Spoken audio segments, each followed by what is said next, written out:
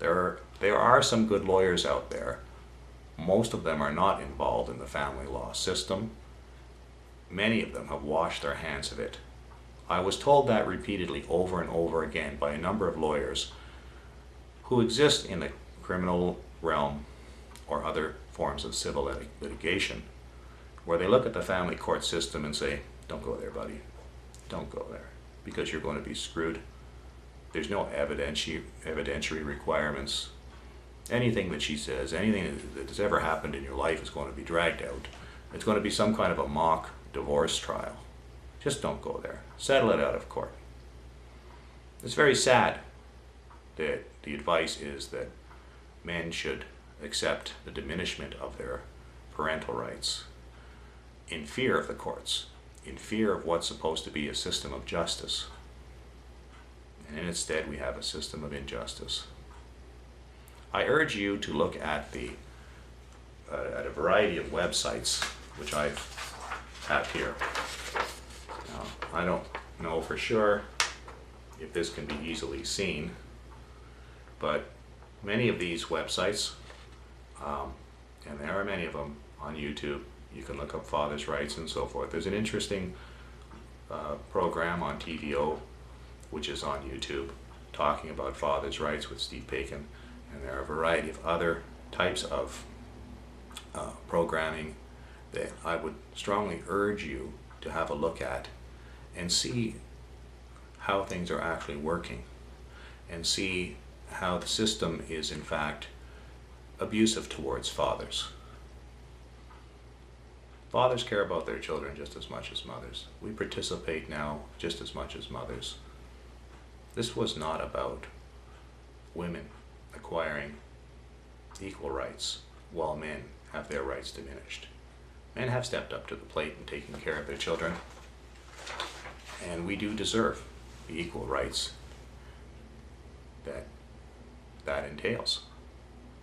We're not any longer the absentee fathers of past generations. The courts need to wake up. Come on, wake up. It's the year 2009. The world has changed considerably.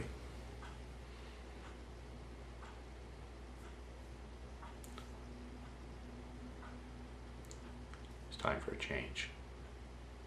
It's time for justice. I urge you to speak up about this matter with your members of parliament in any elections that come up, and to organize protests and other types of activities, writing campaigns, anything that you can think of, including posting on YouTube to make more people aware of this. Tell your story. Tell your story, because I know there are far more stories out there, and there are far worse circumstances than mine, far worse cases. I didn't have any serious allegations brought against me because there were none to bring. I probably would have countersued had they been brought forward. Any kind of lies, exaggerations. But there are many who have to deal with false allegations, I've become aware, and I have little doubt as to the validity of their stories. So, in closing, I just want to say that this was my situation.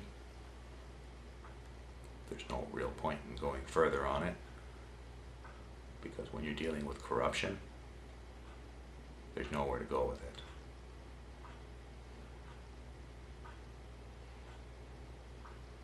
I just want to wish you good luck if you're going through a custody battle with your ex over your children. You should have equal rights.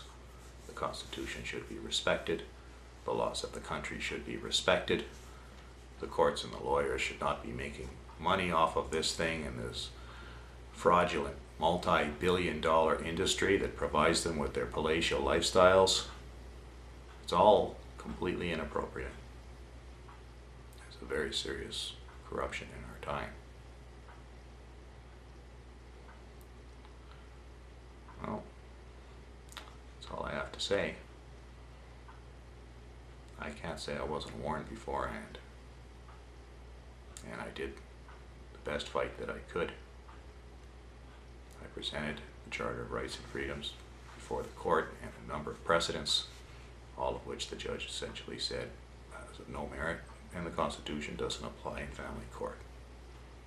The supreme law of the land, the guidance of the legislature, the guidance that provides the design of our entire edifice of government, does not apply in family court. Nice system we have, eh? Wonderful country. By the way, if you're thinking of coming to Canada, if you're thinking of having children in this country, I would suggest that you not come here. You will be treated in a very biased way if you are a man. You will be disrespected, and your rights will not have any bearing on any of this whatsoever. Don't take my word for it. Just look at YouTube. Look at Facebook. There are any number of sites all over the net, the special interest groups, the men's rights groups that are speaking out against this circumstance. None of this would happen if equal rights were guaranteed right away. And the only reason for removing those rights is abuse of privilege, as in any other legal circumstance. Therefore, if there are any kind of circumstance where a person has been mistreating their children or being violent or anything like that, then these are criminal matters. They're not matters for a family court. Matter of fact, from what I can see, most of family court is just nothing but a kangaroo system. You know, when you look at the kind of things in this country, where how poorly children are being treated and abused in government protection under the CAS and under various government programs, the scandals that have happened with the orphanages and the residential schools against natives. These are all serious human rights violations that have happened in Canada. If you're coming to this country from another land and you think that your rights are protected, you're in for a real education when you come to this country. Canada is not a country where rights are protected. It's all a facade. The only people who truly want to come to this country are people from third world countries, because it's a step up from that. That's what the situation is now. Some of the European countries are in a little bit of a twine right now, but you know, they've got the same problems that we have. It looks like Great Britain are in the same circumstance as well. The United States is not any better, and all of Canada is not any better. And until us men stand up, speak up, and do what the women said that they wanted to do, which was establish equality, then we won't have equality, and we don't have equality. Anyways, I hope that I've given you some thought here, and that perhaps this system's going to change. It's very unjust. It's not in the best interest of a child to remove the rights of a parent to care for that child. There are different things that children get from both of their parents,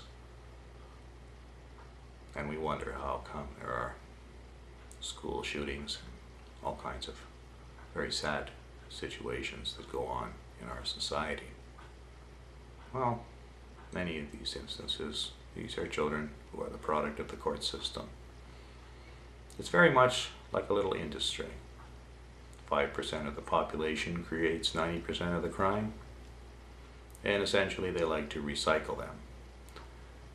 So we give them light and lenient sentences. And it's the same thing with family court. 5 to 10% of cases appear in family court, and a small cadre of lawyers fleece these families for all of their possessions, assets. And the way that they do this is by provoking fathers. They provoke fathers, incite them with inflammatory remarks, with inflammatory accusations, and never is a piece of evidence required.